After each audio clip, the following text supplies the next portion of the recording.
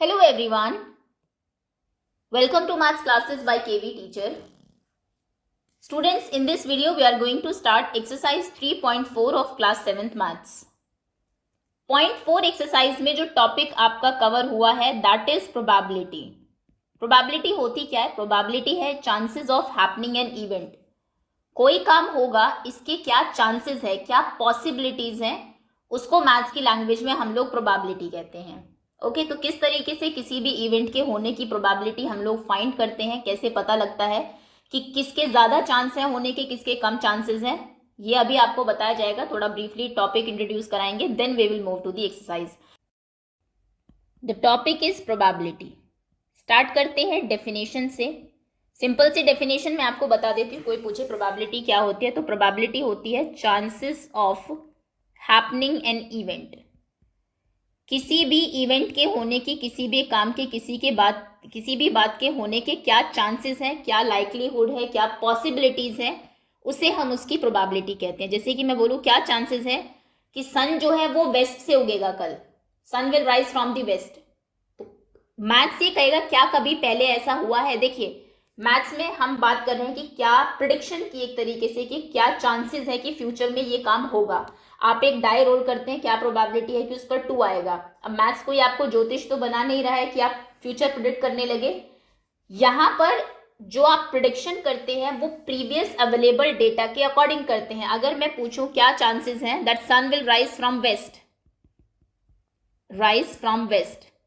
तो मैथ्स ये कहेगा, पिछला रिकॉर्ड देखिएगा, क्या कभी किसी दिन ऐसा हुआ है कि सन राइज हुआ हो वेस्ट से? कभी नहीं हुआ. तो मैथ्स कहेगा कल भी ऐसा नहीं होगा, है ना, क्योंकि प्रीवियस डेटा में हुआ ही नहीं है. फॉर एग्जाम्पल, कोई मिस्टर एक्स हैं, 5 पिछले टेस्ट में उनके मार्क्स आए हैं 29, 25, 17, 18, 9. अब मैं आपसे कहती हूँ क्या चांसेस है कि नेक्स्ट टेस्ट में मिस्टर एक्स के 70+ मार्क्स आएंगे.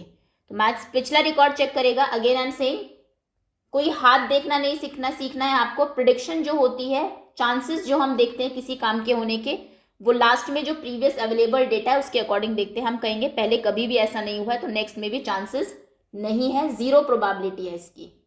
लेकिन कोई मिस्टर वाई है, उनके मार्क्स मान लीजिए आपको दिए हुए हैं 5 टेस्ट में 99, 98, 95, 90 और 97. क्या चांसेस है कि मिस्टर वाई के नेक्स्ट उसमें 70+ मार्क्स आएंगे? तो फुल चांसेस है, इसकी प्रोबेबिलिटी 1 होगी. हाईएस्ट प्रोबेबिलिटी हमेशा 1 होती है. ओके, तो यानी कि जो हम लोग चांसेस देखने वाले हैं वो कितने आउटकम्स हमारे पास अवेलेबल है, और जो बात आपसे पूछी जा रही है वो पहले कितनी बार हुई है. फॉर एग्जाम्पल, मैं आपको कहूं कि आपने एक डाई रोल किया जिससे आप लूडो खेलते हैं. क्या चांसेस है कि उसके ऊपर 2 आएगा? मान लीजिए 2 में कोई फायदा हो रहा है आपको, तो आप पहले डाइस के ऊपर देखेंगे टोटल कितने आपके आउटकम्स आ सकते हैं. तो डाइस के ऊपर 1 आ सकता है, 1, 2, 3, 4, 5, 6, ये 6 आउटकम है. हर बार जब डाई रोल करते हैं 6 में से कोई एक आउटकम आता है, आपको चाहिए उनमें से 2. तो अकॉर्डिंग टू मैथ्स जो चांसेस है 2 आने के वो होंगे 1 आउट ऑफ 6, क्योंकि 6 में से कुछ भी आ सकता है और हमारे फेवर में सिर्फ 1 है. तो यानी कि 1/6 उसकी प्रोबेबिलिटी होगी. कुछ आपको यहां से समझ में आया होगा. बाकी जब मैं डेफिनेशन बता दूंगी, फॉर्मूला बता देंगे आपको, उसके बाद आप डेफिनेटली किसी की भी प्रोबेबिलिटी फाइंड कर सकते हैं. Probability of an event, probability होती है फेवरेबल आउटकम्स अपॉन में टोटल आउटकम्स. ये फॉर्मूला है, लर्न कर लीजिए. Favourable outcomes divided by total outcomes. अब इसका क्या मतलब है? मतलब कि आपको क्या चाहिए. जैसे हमें यहाँ पर 2 चाहिए था, हमारे फेवर में कितनी चीजें हैं आपके डाइस में? एक ही है, क्योंकि एक ही साइड पर 2 होता है. तो इसलिए न्यूमरेटर में आप 1 लिखेंगे अपॉन में टोटल आउटकम्स. टोटल क्या चीजें आ सकती है? टोटल 6 आउटकम आ सकते हैं, 1, 2, 3, 4, 5, 6. तो इसलिए डिवाइडेड बाय 6 इसमें हुआ. सो 1 आउट ऑफ 6 ये आपके चांसेस है. 1/6 प्रोबेबिलिटी है 2 आने के.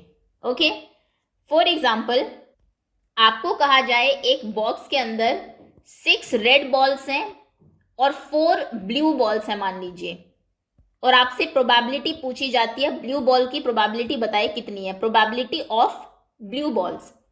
अब आप कहेंगे आपको चाहिए ब्लू बॉल, आपके फेवर में कितने आउटकम्स हैं आपके इस बैग में, मतलब कि कितनी ब्लू बॉल है. तो 4 बॉल ब्लू है, मतलब 4 आपके फेवरेबल आउटकम है डिवाइडेड बाय टोटल। टोटल कितने आउटकम्स हैं यहाँ पर, तो 6 रेड बॉल है, 4 ब्लू बॉल है। उन 10 में से कोई भी आ सकती है आपके हाथ में, मतलब टोटल 10 है। 10 में से कुछ भी हो सकता है, लेकिन हम चाहते हैं कि वो जो 4 ब्लू है वो आए, तो हमारे फेवर में बैग के अंदर 4 है, टोटल 10 है, तो प्रोबेबिलिटी हो जाएगी 4/10। सिंपल। ओके। आपने कॉइन टॉस किया, मान लीजिए हेड आया, तो आपके फेवर में कोई बात हो रही है, मैं कहूँ कि क्या चांसेस है कि हेड आएंगे। अब आप देखिए, जो कॉइन है आपका, टोटल आउटकम कितने हैं उसके ऊपर, 2 है, हेड या फिर टेल, दोनों में से कोई एक आएगा, और आपके फेवर में क्या है, हेड, तो हेड आने के चांसेस 1/2 है। आधी प्रोबेबिलिटी है कि हेड आएगा और हाफ चांसेस है कि टेल आएगा। ओके। थोड़ा बहुत यहाँ से आपको समझ में आया होगा, बाकी इसमें से आप सिर्फ डेफिनेशन और ये जो फॉर्मूला है इसको लर्न कर लीजिए। इसी के साथ जब हम एक्सरसाइज पर क्वेश्चन आंसर्स करेंगे एक्सरसाइज के, तब और अच्छे से टॉपिक आपको क्लियर होगा। तो चलिए let's move to the exercise. सबसे पहला क्वेश्चन है आपका, tell whether the following is certain to happen. Certain मतलब होगा ही होगा, फुल सर्टेनिटी है, फुल चांसेस है होने के। इम्पॉसिबल बिल्कुल नहीं होगा, और can happen but not certain, हो सकता है लेकिन सर्टेन नहीं है, हम श्योर नहीं है। तो आपको कुछ यहाँ पर इवेंट्स दिए हुए हैं, इनमें से बताइए कौन सा इवेंट होगा ही होगा, श्योर है आप, कौन सा बिल्कुल नहीं होगा, और कौन सा हो भी सकता है और नहीं भी हो सकता। सबसे पहला है, you are older today than yesterday. आप कल से ज्यादा बड़े हैं आज। आप पिछला कोई भी रिकॉर्ड देख लीजिए, हमेशा आप अगले दिन पिछले दिन से एक दिन बड़े हो जाते हैं, तो यानी कि ये हमेशा होता है, तो ऑब्वियसली आज भी होगा। So this is certain to happen. ऐसे इवेंट को हम सर्टेन इवेंट बोलते हैं, श्योर इवेंट, मतलब ये तो होगा ही होगा फॉर श्योर, कि हम आज जो है वो कल से ओल्डर होंगे, बड़े होंगे, एक दिन बड़े हो जाएंगे। A tossed coin will land heads up. एक आपने कॉइन टॉस किया, हेड ऊपर आएगा। उसमें दो सिक्के में 2 पहलू होते हैं आपके, कॉइन की 2 साइड्स होती हैं, heads and tales.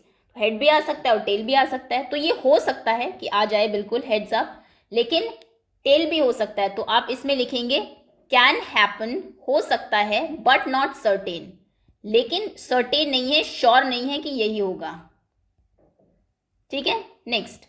Next event है आपका, a die when tossed shall land up with 8 on top. आपने एक डाई टॉस किया, रोल किया, डाई जिससे आप लूडो खेलते हैं, उसमें ऊपर 8 आएगा।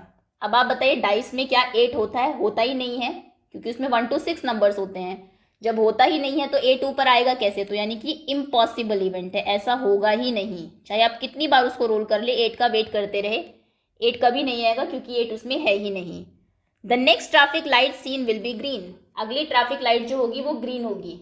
अब डिपेंड करता है अभी कौन सी है, येलो है तो ग्रीन होगी, रेड है तो येलो होगी, अभी ग्रीन है तो नेक्स्ट ऑब्वियसली ग्रीन नहीं होगी। तो ये हो सकता है, can happen but not certain, हो सकता है लेकिन हम श्योर नहीं है कि वही होगी, क्योंकि हमें कोई इंफॉर्मेशन ही नहीं दी हुई। Certain. Tomorrow will be a cloudy day. कल एक क्लाउडी डे होगा, मतलब आसमान में बादल रहेंगे। कैन हैपन, हो सकता है लेकिन श्योर नहीं है हम, बट नॉट सर्टेन। ओके, चलिए आगे हम आते हैं। देर आर, अब हम प्रोबेबिलिटी फाइंड करेंगे। There are 6 marbles in a box. एक बॉक्स में आपने 6 मार्बल्स डाल दिए, with numbers from 1 to 6 marked on each of them. और हर एक मार्बल के ऊपर 1 से 6 तक नंबर लिखे हुए हैं। इसके ऊपर 1, 2, 3, 4, 5 एंड 6, और ये 6 मार्बल आपने एक बॉक्स में डाल दिए।